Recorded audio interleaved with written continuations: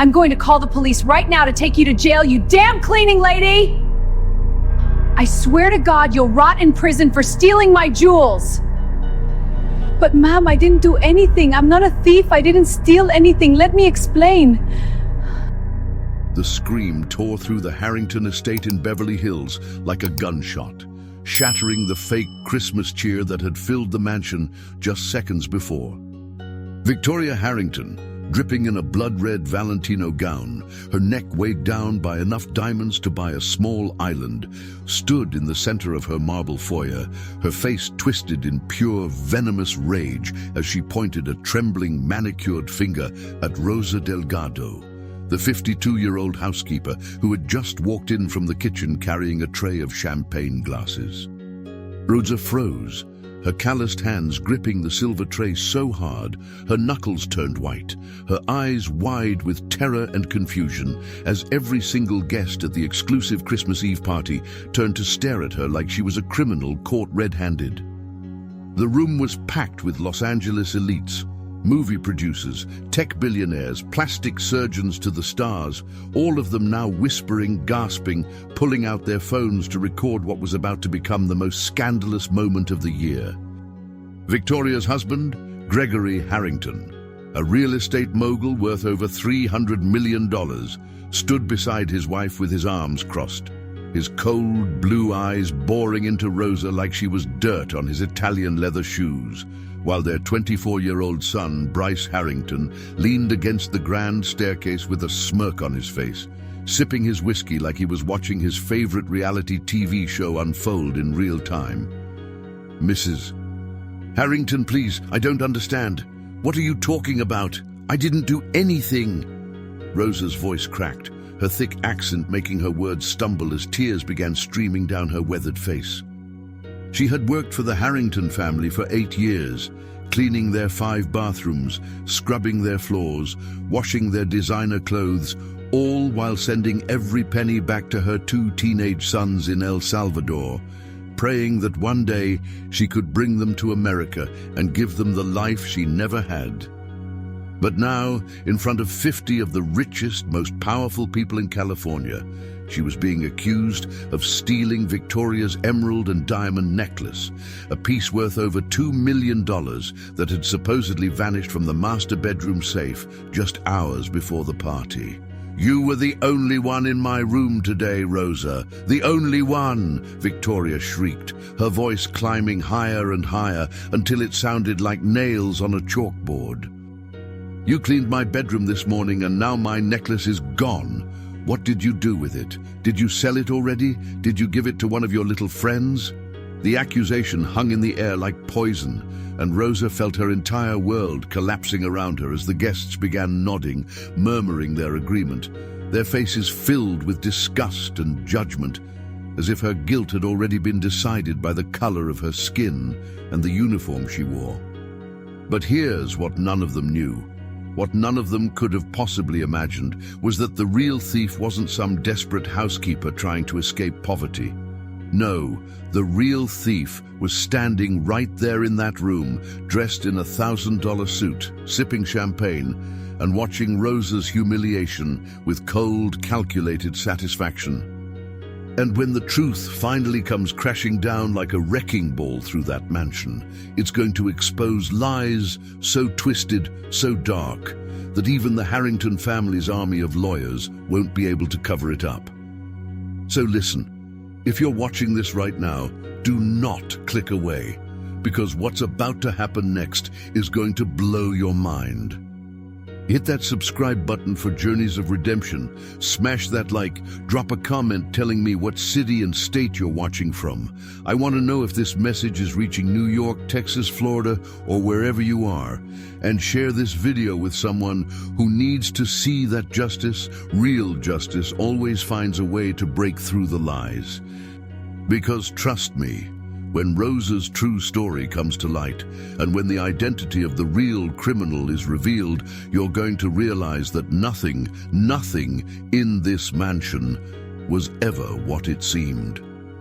The security guards arrived within minutes, two massive men in black suits with earpieces and stone-cold expressions, summoned by Gregory Harrington with a single snap of his fingers like he was calling for valet service.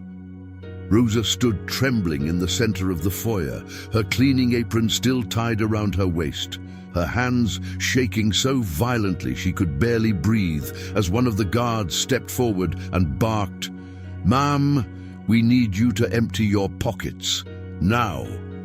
The command wasn't a request, it was an order, delivered with the kind of authority that made it clear she had no choice, no rights, no voice in this moment.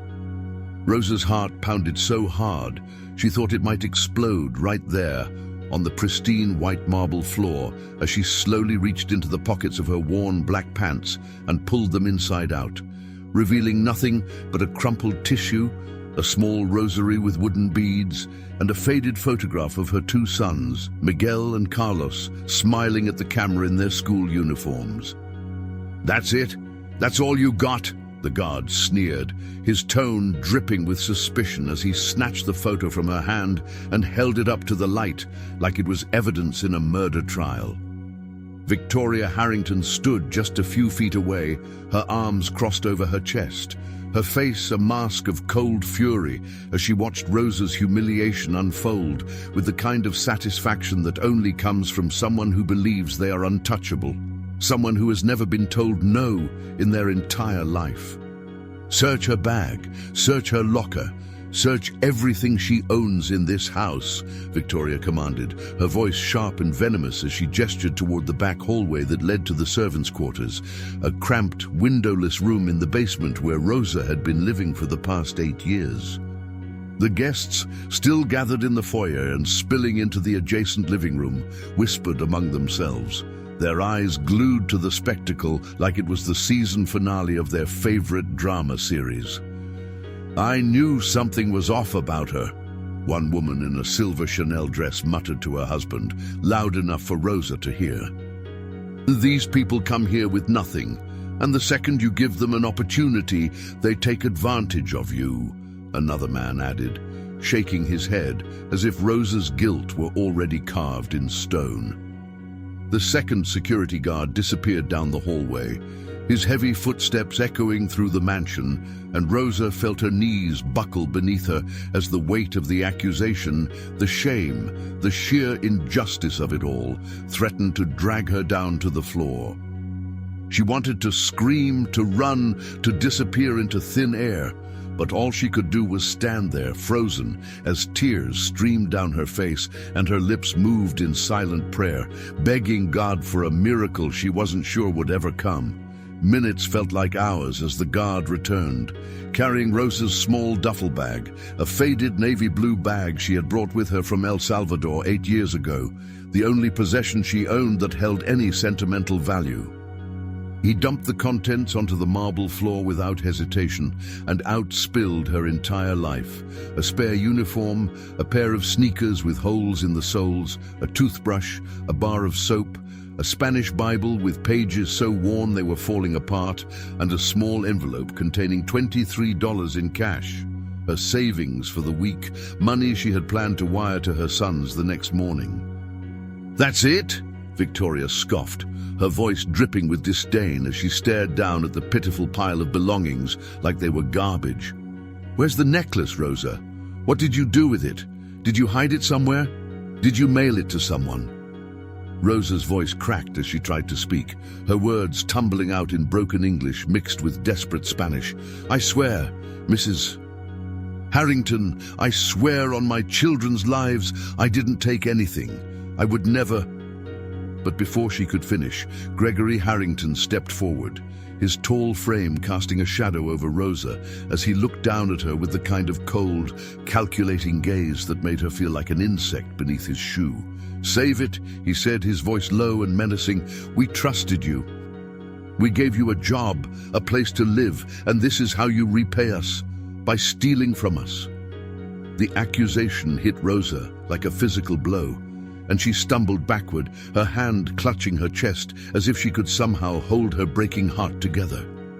But then something unexpected happened, something that would change the entire trajectory of this nightmare. From the back of the crowd, an elderly woman stepped forward, her silver hair pulled back in an elegant bun, her face lined with age but her eyes sharp and alert. Her name was Margaret Sinclair, a retired federal judge who had been invited to the party by one of Gregory's business partners, and she had been watching the entire scene unfold with growing discomfort. "Excuse me," Margaret said, her voice calm but firm as she pushed her way through the crowd of onlookers. "I don't mean to interrupt, but has anyone actually checked the security footage from the bedroom? Surely a house like this has cameras in every room."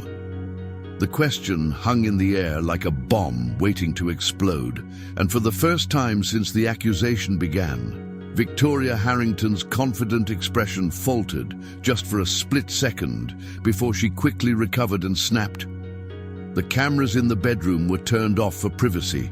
We don't record in our private spaces." Margaret raised an eyebrow, her lips pressing into a thin line as she glanced around the room.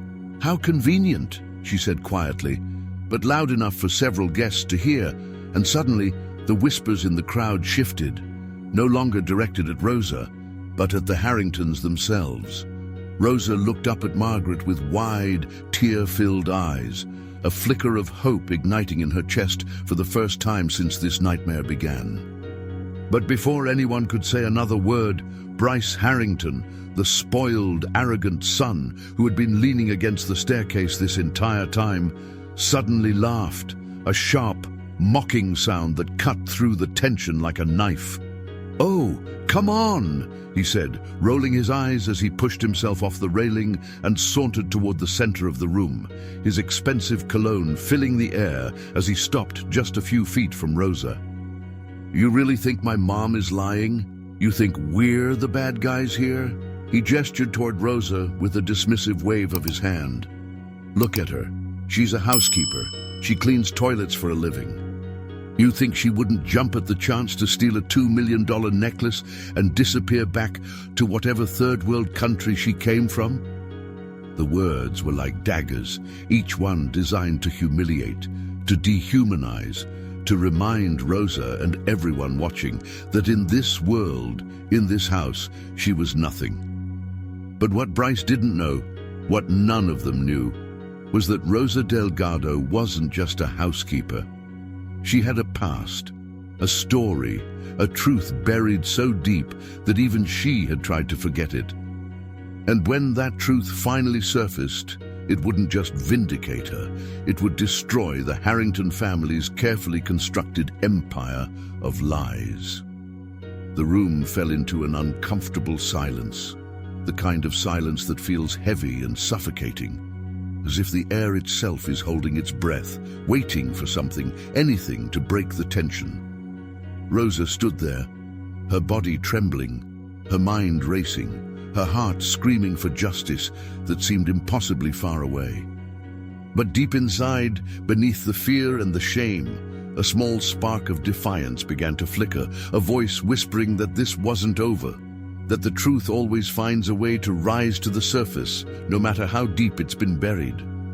And as the guests began to shift uncomfortably, as Margaret Sinclair's sharp eyes continued to scan the room with suspicion, and as Bryce Harrington smirked with the arrogance of someone who believed he was untouchable, no one, absolutely no one, could have predicted what was about to happen next. Because the real story, the real crime, the real villain in this twisted Christmas nightmare was about to be exposed in the most shocking, devastating way imaginable. And when it all came crashing down, the Harrington family would learn a lesson they would never, ever forget. Victoria Harrington turned on her heel, her red gown swirling dramatically as she addressed the crowd with the confidence of someone who had never been challenged in her life. "I want the police here, now. I want this woman arrested and charged with grand theft. I want her out of my house and behind bars where she belongs." The declaration sent a ripple of murmurs through the guests, some nodding in agreement, others exchanging uncertain glances, unsure of what to believe anymore. Gregory pulled out his phone, his finger hovering over the screen, ready to dial 911, when suddenly a voice from the back of the room cut through the chaos like a thunderclap. Wait. It was a single word, spoken with such authority, such power, that everyone, Victoria, Gregory, Bryce, the guards, the guests, froze in place and turned to see who had dared to challenge the Harrington family in their own home. And standing there, framed by the golden glow of the Christmas tree lights, was someone no one expected to see. Someone whose presence would unravel every lie, every secret, every carefully hidden truth that had been festering in this mansion for years. Rosa's breath caught in her throat as she recognized the figure stepping forward, and for the first time since this nightmare began, she felt something other than fear. She felt hope. She felt vindication. She felt the first stirrings of justice beginning to take root. But the Harringtons, they felt something else entirely. They felt the ground beneath their feet beginning to crack, the walls of their empire starting to crumble, and the terrifying realization that their perfect, untouchable world was about to come crashing down around them. And there was nothing, absolutely nothing they could do to stop it. The figure who stepped forward from the shadows of the Christmas tree was a man in his late 60s, tall and dignified, with silver hair combed back neatly and a tailored charcoal suit that spoke of old money and quiet power.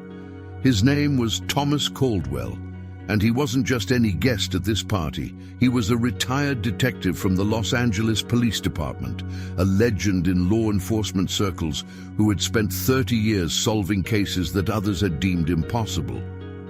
He had been invited to the Harrington Christmas party by a mutual friend, and up until this moment he had been content to stand in the corner, sipping his scotch and observing the spectacle with the detached curiosity of someone who had seen too much human ugliness to be shocked by anything anymore.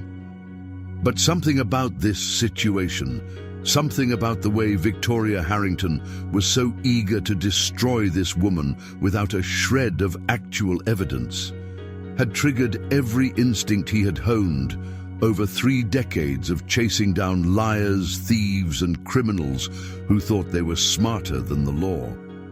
"Before you call the police," Thomas said, his voice calm but carrying the weight of undeniable authority, "I think we should take a moment to examine the facts. Because from where I'm standing, this doesn't add up."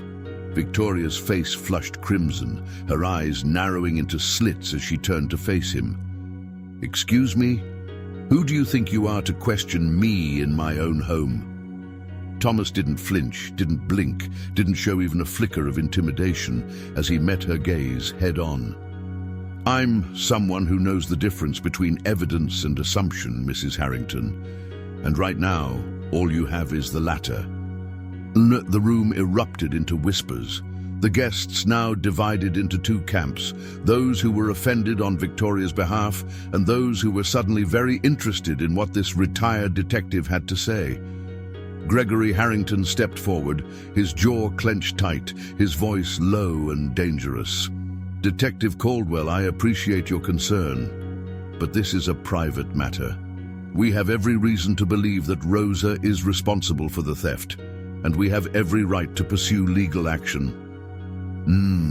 Thomas nodded slowly, his expression unreadable. "You have every right to pursue legal action, Mr. Harrington.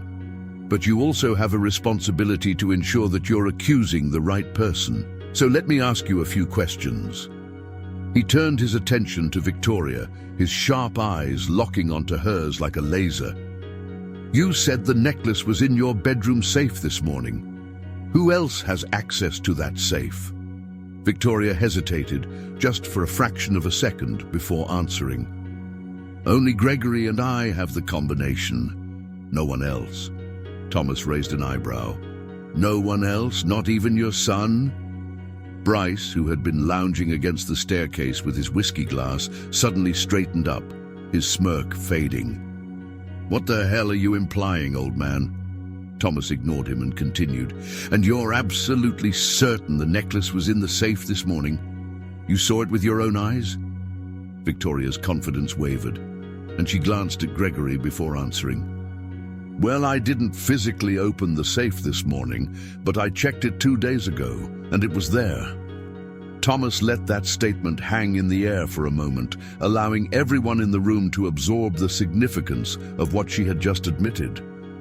"So you didn't actually see the necklace today, which means it could have been taken any time in the last 48 hours. And during that time, how many people had access to your bedroom?" Victoria's face turned pale and she stammered, Well, Rosa was the only one who cleaned the room, but..." Thomas cut her off gently but firmly.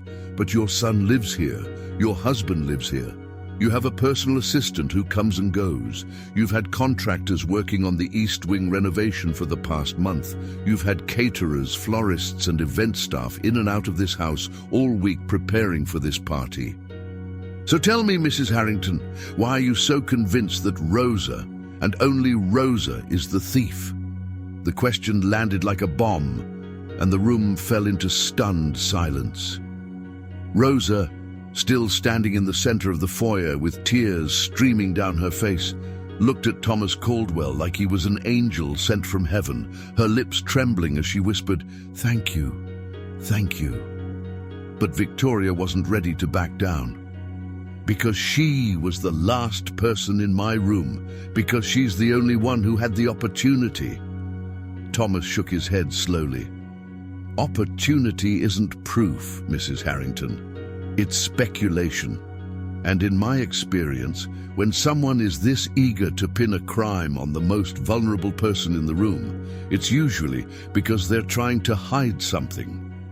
The accusation hung in the air like a thundercloud, and Gregory Harrington's face turned beet red as he stepped forward, his fists clenched at his sides. "How dare you come into my home and accuse my family of..." But before he could finish, Margaret Sinclair, the retired federal judge, stepped forward again, her voice cutting through the tension like a blade. "He's right, Gregory. And if you're so confident in your accusation, then you won't mind if we conduct a proper search of the premises. Not just Rosa's belongings, but the entire house, including your son's room." Bryce's face went white, and for the first time since this nightmare began, his cocky smirk vanished completely. "What? No, you can't just..." Margaret turned to him, her eyes cold and unforgiving.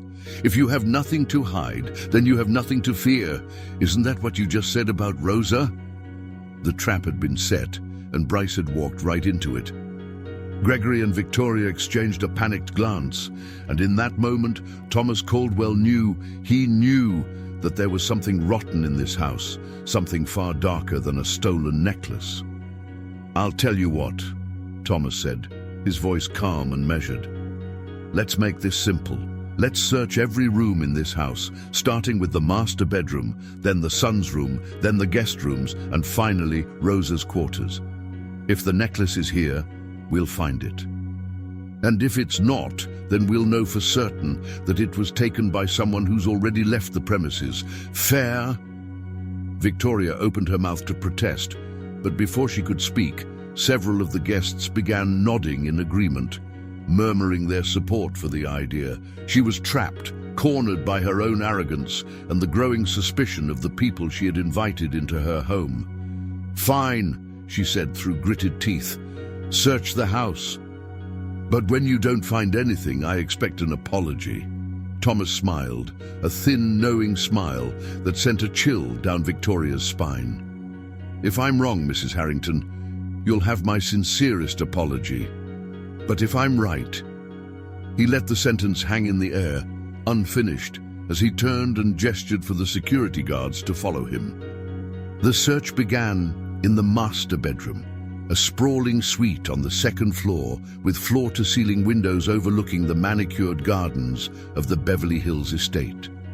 Thomas moved through the room with the precision of a surgeon, checking drawers, closets, and every possible hiding place, while Rosa stood in the hallway, her hands clasped together in prayer, her heart pounding with a mixture of hope and terror.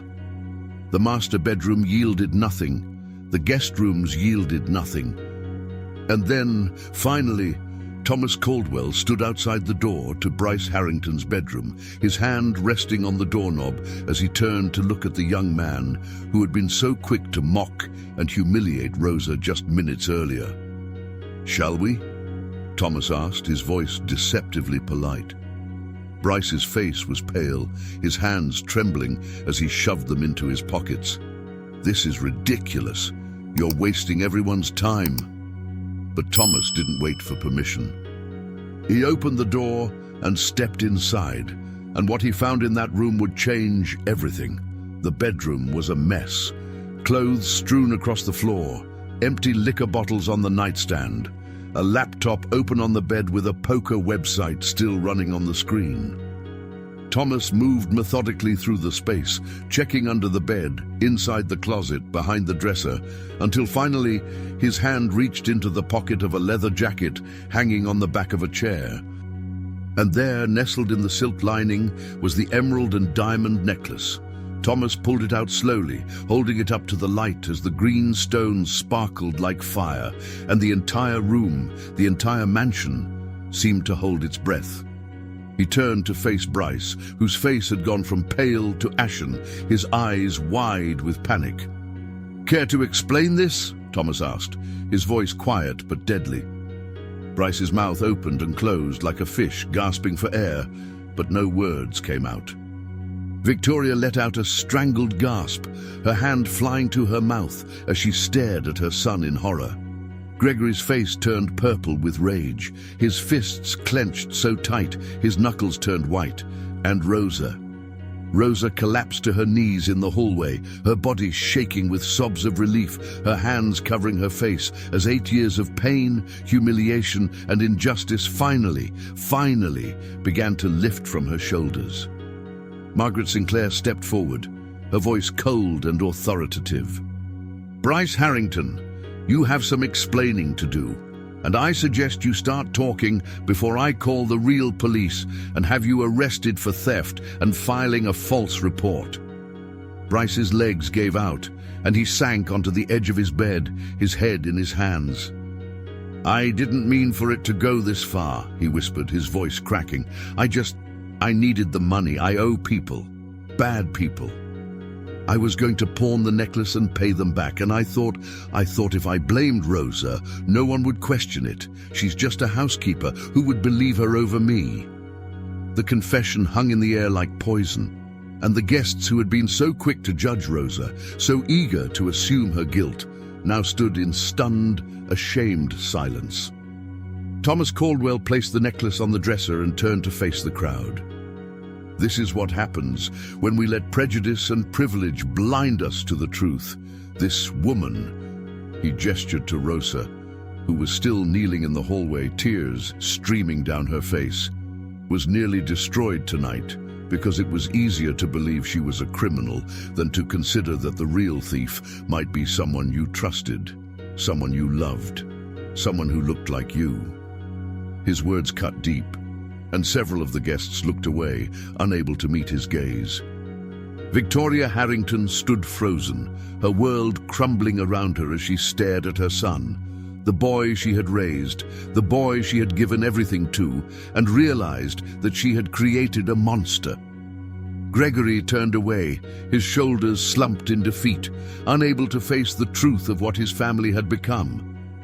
And Bryce sat on his bed, his head in his hands, knowing that his life as he knew it was over. But this wasn't the end of the story. Not even close. Because as Thomas Caldwell helped Rosa to her feet, as Margaret Sinclair began making phone calls to ensure that justice would be served, and as the guests slowly filed out of the mansion in uncomfortable silence, no one noticed the small, faded photograph that had fallen from Rosa's pocket during the chaos. A photograph that, if anyone had looked closely, would have revealed a secret so explosive, so unbelievable, that it would shatter everything the Harrington family thought they knew about. The woman they had tried to destroy. The Christmas party was supposed to continue, but the festive atmosphere had been replaced by a suffocating tension that made every guest want to flee the Harrington mansion as quickly as possible. Most of them had already called their drivers, whispering hurried excuses about early morning flights to Aspen or family emergencies in San Francisco. Anything to escape the humiliation and scandal that now hung over the estate like a dark cloud. But Margaret Sinclair wasn't going anywhere. Neither was Thomas Caldwell, and neither, it seemed, was a small group of guests who had gathered in the dining room, their curiosity overriding their discomfort, sensing that this night was far from over. Rosa had been escorted to the kitchen by one of the catering staff, a kind woman named Linda, who had worked dozens of high society events in Los Angeles and had seen enough cruelty to recognize a victim when she saw one. Linda brought Rosa a glass of water, a warm towel for her face, and a chair to sit in, speaking to her in soft, comforting Spanish, telling her that everything was going to be okay now, that the truth had won. But Rosa couldn't stop shaking, couldn't stop replaying the last hour in her mind, the accusation, the humiliation, the moment she thought her entire life was about to be destroyed. And then, as she reached into her apron pocket to pull out her rosary, her fingers brushed against something else. The photograph. The one that had fallen during the search. The one she thought she had lost forever. Rosa pulled out the photograph with trembling hands, staring down at the faded image that she had carried with her for over 20 years. An image that held the key to a past she had tried so hard to bury. A past that connected her to the Harrington family in ways that no one, not even Gregory or Victoria, could have imagined. The photograph showed a young woman, no more than 25 years old, standing in front of a sprawling estate in Malibu, wearing an elegant white dress, her dark hair cascading over her shoulders, her smile radiant and full of hope. Beside her stood a man in his early 30s, tall and handsome, with the same piercing blue eyes and sharp jawline that Gregory Harrington still possessed today. And in the woman's arms, wrapped in a soft pink blanket, was a baby, a tiny, beautiful baby girl with dark curls and wide, curious eyes. Rosa's eyes filled with tears as she stared at the photograph, her lips trembling as she whispered the words she had never spoken aloud in this house, the words that would change everything. "That's me. That baby. That's me." Linda, who had been standing nearby, froze and turned to look at Rosa, her eyes widening in shock. "What did you just say?" Rosa looked up, her face streaked with tears, her voice barely above a whisper. "The woman in this picture is my mother. Her name was Isabella Ramirez, and the man standing next to her is Gregory Harrington." The revelation hit Linda like a freight train, and she stumbled backward, her hand flying to her mouth as she tried to process what Rosa had just said. "Wait, are you saying that Gregory Harrington is your father?" Rosa nodded slowly, her entire body trembling as decades of buried pain, shame, and secrets came flooding to the surface. "My mother worked for the Harrington family 30 years ago, back when they lived in Malibu before they moved to Beverly Hills. She was their housekeeper just like me, and Gregory, he seduced her. He made her promises. He told her he loved her, and when she got pregnant with me, he panicked. He was engaged to Victoria at the time, and his family, his rich, powerful family, would never have accepted a scandal like that. So he paid my mother to disappear. He gave her $50,000 and told her to go back to El Salvador and never contact him again. And she did. She took the money and she left, and she raised me alone, working 3 jobs just to keep us alive, never telling me the truth about who my father was until she was on her deathbed 8 years ago." Rosa's voice cracked, and she wiped her eyes with the back of her hand, her shoulders shaking with sobs.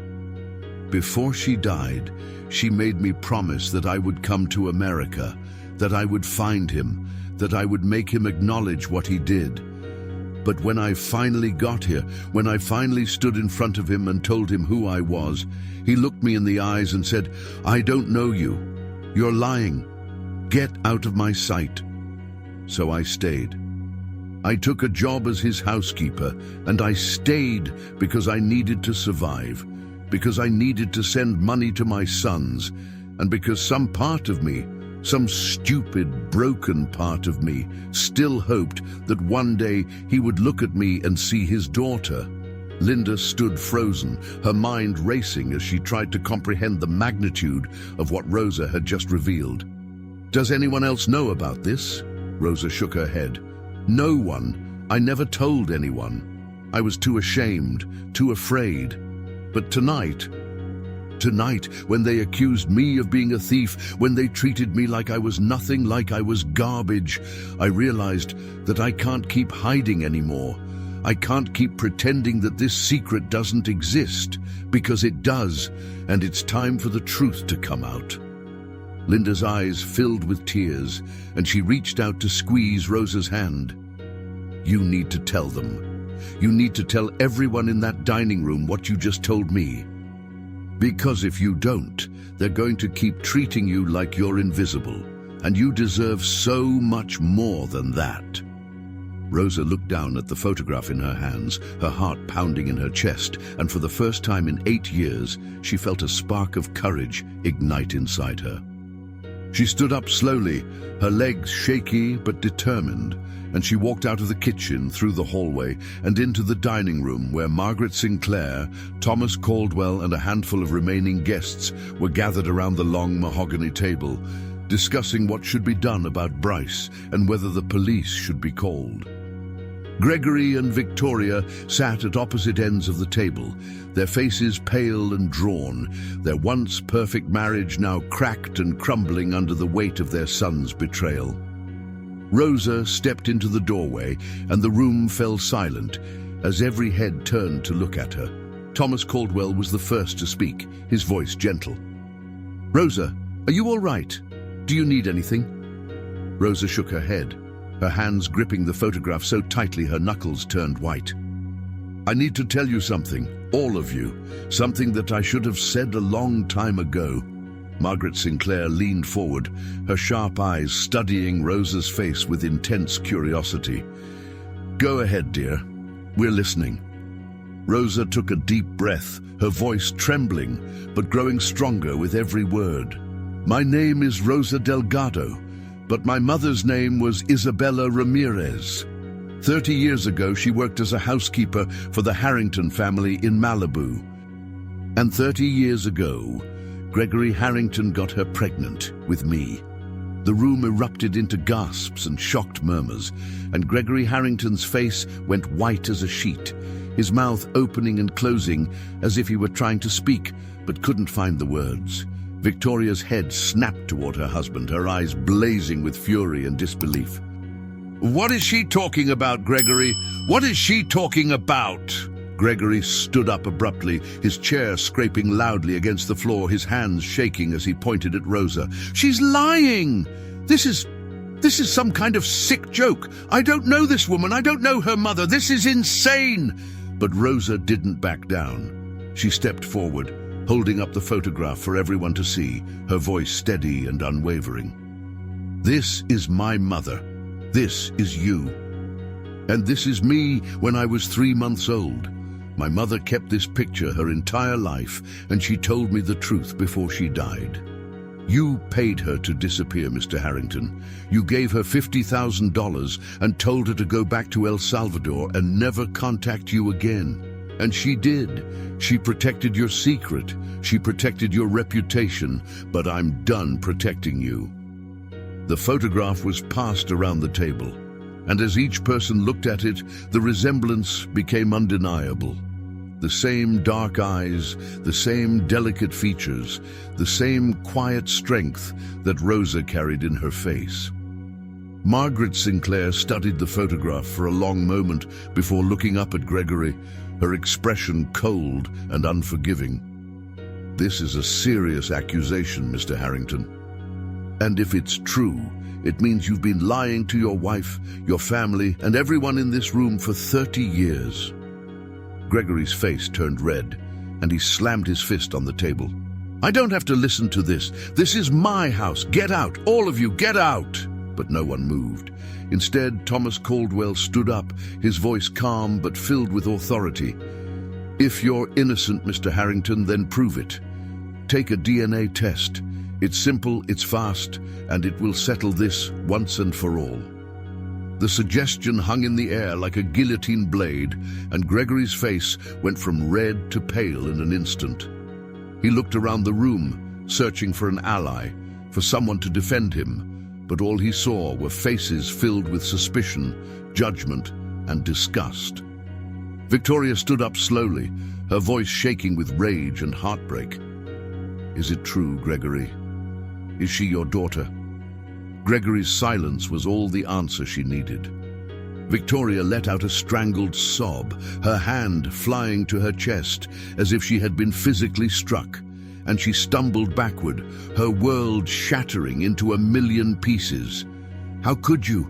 How could you do this to me, to our family?"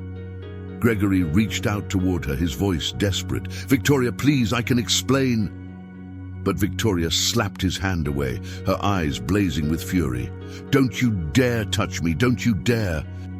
She turned to Rosa, her expression a mixture of anger, pain, and something else, something that almost looked like pity. "If what you're saying is true, then I am so sorry for what he did to you and your mother. And I am sorry for what I did to you tonight. You didn't deserve any of this." Rosa's eyes filled with tears, and she nodded, unable to speak. Margaret Sinclair stood up and placed a hand on Rosa's shoulder. "You're a brave woman, Rosa, and you deserve justice. Not just for tonight, but for everything that was taken from you." The room fell into a heavy silence, broken only by the sound of Victoria's quiet sobs and Gregory's labored breathing as he sank back into his chair, his empire crumbling around him. But the night wasn't over yet. Because as the guests began to process the bombshell that had just been dropped, as Rosa stood tall and proud for the first time in her life, and as the Harrington family faced the consequences of decades of lies and betrayal, no one noticed Bryce Harrington slipping out of the room, his face pale and his hands shaking, heading toward the garage with a duffel bag slung over his shoulder. And no one noticed the black SUV that pulled up to the front gate just minutes later, its windows tinted, its engine idling, waiting for someone who was about to make a run for it. Because the truth had been revealed, but the story was far from over, and the biggest shock of all was still waiting in the shadows, ready to explode and change everything one final devastating time. The black SUV idling outside the Harrington estate didn't go unnoticed for long. Thomas Caldwell, ever the detective even in retirement, had positioned himself near the front window of the dining room, his instincts telling him that something wasn't right, that the night's revelations had set off a chain reaction that hadn't finished playing out yet. When he saw Bryce Harrington slip through the side door of the mansion, moving quickly toward the garage with a duffel bag over his shoulder, Thomas didn't hesitate. He turned to Margaret Sinclair and said quietly, "Call the police, now. Tell them we have a potential flight risk." Margaret pulled out her phone immediately, her fingers moving with practiced efficiency as she dialed 911, while Thomas moved swiftly toward the front door, his years of training kicking in as he calculated angles, exits, and the best way to intercept a desperate young man who had nothing left to lose. Outside, Bryce threw the duffel bag into the passenger seat of his silver Porsche, his hands shaking so badly he could barely get the key into the ignition. His mind was racing, panic flooding every nerve in his body as he replayed the last 2 hours. The accusation, the search, the necklace, Rosa's revelation, his mother's tears, his father's lies. Everything had fallen apart so fast, and now the walls were closing in, and all he could think about was getting out, getting away, disappearing before the police arrived, and his life was officially over. But as Bryce turned the key and the engine roared to life, Thomas Caldwell stepped directly in front of the car, his arms crossed over his chest, his expression calm but unyielding. "Turn off the engine, son," Thomas said. his voice carrying through the night air with the kind of authority that made even hardened criminals think twice. Bryce's eyes went wide, and for a moment he considered flooring the gas pedal, considered running Thomas down and making a break for it, but something in the older man's eyes, something steady and unshakable, made him freeze. "I said turn it off," Thomas repeated, his tone leaving no room for argument. Slowly, reluctantly, Bryce turned off the engine, his hands gripping the steering wheel so tightly his knuckles turned white. Thomas walked around to the driver's side door and opened it, gesturing for Bryce to step out. "You're not going anywhere, Bryce. Running will only make this worse." Bryce's voice cracked as he climbed out of the car, his legs barely able to support his weight. "You don't understand. I owe people money, bad people. If I don't pay them back, they're going to kill me." Thomas's expression softened slightly, but his voice remained firm. "Then you should have thought about that before you stole from your own mother and tried to destroy an innocent woman's life. Running won't solve your problems, son. It'll only create new ones." Within minutes, the sound of sirens filled the air, and 2 LAPD patrol cars pulled up to the Harrington estate, their red and blue lights flashing against the white columns of the mansion. The officers stepped out, and Thomas quickly briefed them on the situation: the theft, the false accusation, the confession, and the attempted flight. Bryce was placed in handcuffs, his head hanging low as he was led to one of the patrol cars. And for the first time in his privileged, entitled life, he understood what it felt like to face real consequences. Inside the mansion, Victoria Harrington sat alone in the living room, her face buried in her hands, her body shaking with sobs as the reality of her shattered life crashed down on her like a tidal wave. Her son was a thief. Her husband was a liar and a cheat who had fathered a child with their housekeeper 30 years ago. And she had spent the entire evening humiliating and accusing an innocent woman, a woman who turned out to be her husband's daughter, a woman who had suffered more pain and injustice than Victoria could ever imagine. Margaret Sinclair entered the room quietly and sat down beside Victoria, her voice gentle but firm. "You can't undo what happened tonight, Victoria, but you can choose how you move forward from here. You can choose to be bitter and defensive, or you can choose to make things right." Victoria looked up, her eyes red and swollen, her voice barely above a whisper. "How do I make this right? How do I fix something this broken?" Margaret placed a hand on Victoria's shoulder. "You start by apologizing, not just with words, but with actions. You start by acknowledging the harm you've caused and doing everything in your power to repair it." Victoria nodded slowly, wiping her tears with the back of her hand, and she stood up on shaky legs, walking toward the kitchen, where Rosa was still sitting with Linda, the photograph clutched in her hands. When Victoria entered the room, Rosa looked up, her expression guarded, her body tensing as if preparing for another attack. But Victoria didn't attack. Instead, she sank to her knees in front of Rosa, her voice breaking as she spoke. "I am so sorry, Rosa. I'm sorry for what I said to you tonight. I'm sorry for accusing you. I'm sorry for humiliating you in front of all those people. And I'm sorry for what my husband did to you and your mother. You didn't deserve any of this. You deserved so much better." Rosa stared at Victoria for a long moment, her eyes searching the other woman's face for any sign of insincerity.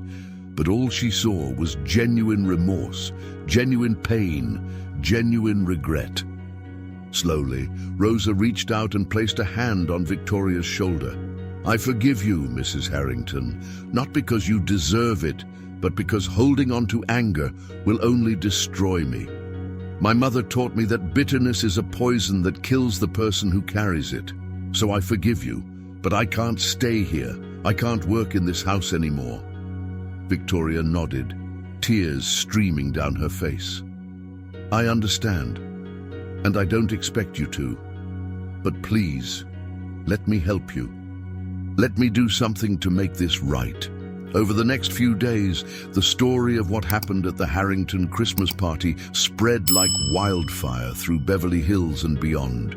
The media picked it up, social media exploded with outrage and support, and Rosa Delgado became a symbol of resilience, dignity, and the fight for justice in the face of overwhelming power and privilege. Gregory Harrington, faced with undeniable evidence and mounting public pressure, finally agreed to take a DNA test, and when the results came back confirming that Rosa was indeed his biological daughter, his world collapsed completely. Victoria filed for divorce, taking half of his fortune and using a significant portion of it to establish a foundation in Isabella Ramirez's name. A foundation dedicated to supporting immigrant workers, providing legal aid, education, and resources to those who had been exploited, abused, or falsely accused by their employers. Rosa was offered the position of director of the foundation, and she accepted, pouring her heart and soul into building something that would honor her mother's memory and help others who had suffered the way she had.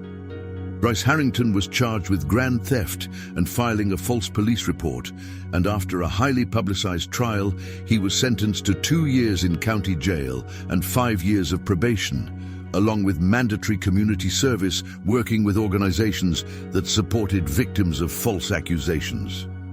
But the most powerful moment came 6 months later, when Rosa stood on a stage in downtown Los Angeles, addressing a crowd of over 500 people, immigrant workers, activists, lawyers, journalists, and supporters, at the inaugural event for the Isabella Ramirez Foundation. Her 2 sons, Miguel and Carlos, now 16 and 14, stood beside her, having finally been able to join their mother in the United States thanks to the legal assistance provided by the foundation. Rosa's voice was strong and clear as she spoke, her words carrying the weight of decades of pain, struggle, and survival. My mother, Isabella Ramirez, taught me that dignity is not something that can be given or taken away by others. It is something that lives inside of us, something that we carry no matter how hard the world tries to break us. She taught me that justice is not always immediate, but it is always worth fighting for.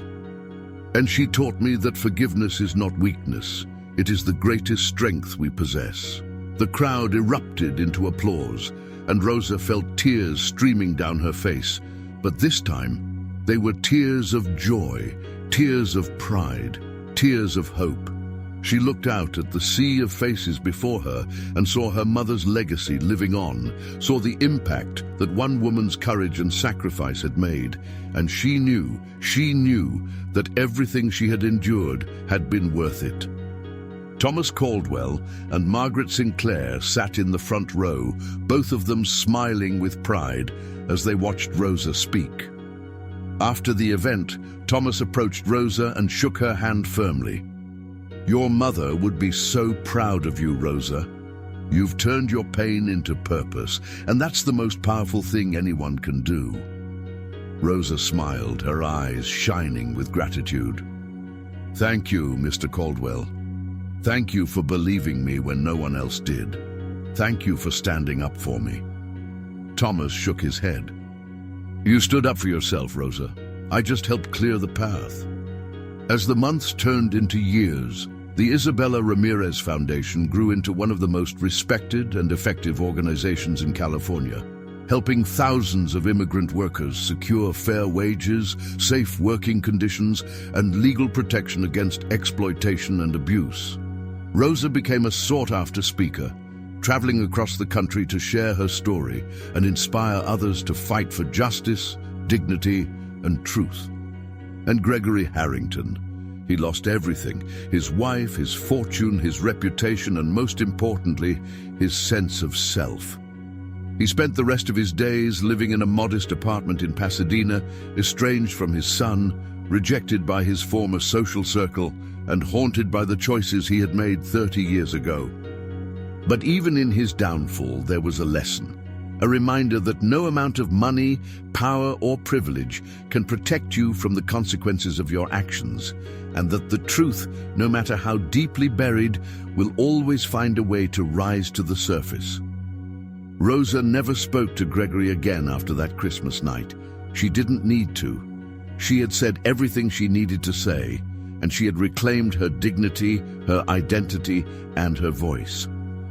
And as she stood in her office at the foundation one afternoon, looking at the framed photograph of her mother on the wall, the same photograph that had started it all, she whispered a quiet prayer of gratitude. "Thank you, Mama. Thank you for teaching me to be strong. Thank you for teaching me to fight. And thank you for showing me that even in the darkest moments, there is always hope." The sun streamed through the window, casting a warm glow across the room, and for the first time in her life, Rosa Delgado felt truly free. Free from shame, free from fear, free from the weight of secrets that had held her down for so long. She had survived, she had overcome, and she had built something beautiful from the ashes of her pain. And that, more than anything else, was the greatest victory of all. The final scene of this incredible journey took place on a warm summer evening in Santa Monica, where Rosa stood on the beach with her two sons, watching the sun set over the Pacific Ocean. Miguel and Carlos laughed and played in the surf, their voices carrying on the breeze, and Rosa closed her eyes, feeling the sand beneath her feet and the salt air on her skin, and she smiled. Because she had made it. Against all odds, against all the pain and injustice and cruelty she had faced, she had made it, and her mother's legacy, the legacy of Isabella Ramirez, would live on forever, not just in the foundation that bore her name, but in the hearts of everyone who had been touched by Rosa's courage, strength, and unwavering belief in the power of truth and justice. This is what redemption looks like. This is what hope looks like. And this is why we tell these stories, because they remind us that no matter how dark the night, the dawn always comes. The story of Rosa Delgado and the Harrington family became more than just a scandal that rocked Beverly Hills. It became a movement, a rallying cry for every person who had ever been silenced, dismissed, or treated as invisible simply because they didn't have money, power, or the right last name. Across the country, from New York to Miami, from Chicago to Houston, people shared Rosa's story on social media, in churches, in community centers, and around dinner tables, using it as proof that justice isn't reserved for the wealthy and privileged, but belongs to anyone brave enough to stand up and demand it. The Isabella Ramirez Foundation didn't just help immigrant workers. It inspired an entire generation to question the systems of power that allowed people like Gregory Harrington to exploit and discard human beings without consequence. And it reminded the world that every person, no matter how humble their circumstances, carries within them a dignity that cannot be stolen, only surrendered. Rosa's sons, Miguel and Carlos, grew up watching their mother transform pain into purpose, and they carried that lesson with them as they pursued their own dreams. Miguel became a civil rights attorney, fighting for the voiceless in courtrooms across California, while Carlos became a documentary filmmaker, telling the stories of immigrants who had been forgotten by society but refused to be erased by history. And Rosa herself, she never stopped fighting, never stopped speaking, never stopped believing that the arc of the moral universe, though long, truly does bend toward justice. But perhaps the most powerful lesson from this entire journey isn't just about Rosa's triumph or the Harrington family's downfall. It's about the choice we all face every single day. The choice to see people as human beings rather than stereotypes. The choice to question our assumptions rather than blindly accepting them. The choice to stand up for what's right, even when it's uncomfortable, even when it costs us something, even when the entire room is telling us to sit down and be quiet. Victoria Harrington learned that lesson the hard way. And though she could never undo the harm she caused that Christmas night, she spent the rest of her life trying to make amends, using her wealth and influence to support the foundation and advocate for the very people she had once looked down upon with contempt. Bryce Harrington, after serving his sentence, emerged from jail a changed man, humbled, broken, but finally willing to take responsibility for his actions. And he spent years working with at-risk youth in Los Angeles, sharing his story as a cautionary tale about entitlement, greed, and the devastating consequences of treating people as disposable. And Gregory Harrington, he died alone, estranged from his family, his fortune gone, his legacy reduced to a cautionary tale whispered in the halls of power as a reminder that no one, absolutely no one, is above the truth. His story serves as a stark warning that the secrets we bury, the people we betray, and the lies we tell will eventually come back to haunt us. And when they do, no amount of money or influence can save us from the reckoning we deserve. So here's what I want you to take away from Rosa's story, from this entire, incredible, heartbreaking, triumphant journey. I want you to remember that every person you meet, the housekeeper, the janitor, the server, the delivery driver, the person society tells you doesn't matter, has a story, has a history, has dreams and pain and dignity that deserves to be honored. I want you to remember that justice doesn't happen by accident. It happens because people like Thomas Caldwell and Margaret Sinclair choose to speak up, choose to ask questions, choose to demand the truth, even when it's easier to look the other way. And I want you to remember that your voice matters, your actions matter, and the choices you make every single day have the power to either perpetuate injustice or dismantle it. If this story moved you, if it made you angry, if it made you cry, if it made you want to do something, then don't just sit there, take action. Subscribe to Journeys of Redemption right now, hit that like button, and share this video with everyone you know, because stories like Rosa's need to be told, need to be heard, need to be spread far and wide so that the world never forgets what happens when we choose courage over comfort and truth over convenience. Drop a comment below telling me what city and state you're watching from. I want to know if this message is reaching Seattle, Atlanta, Phoenix, Boston, or wherever you are, because every single one of you is part of this movement, part of this fight for justice and dignity. And don't go anywhere yet, because there's another powerful story waiting for you on the screen right now, another journey of redemption that will challenge you, inspire you, and remind you why we do this work. Thank you for being here, thank you for caring, and thank you for believing that a better world is possible. Until next time, keep fighting, keep believing, and never forget that the truth always wins.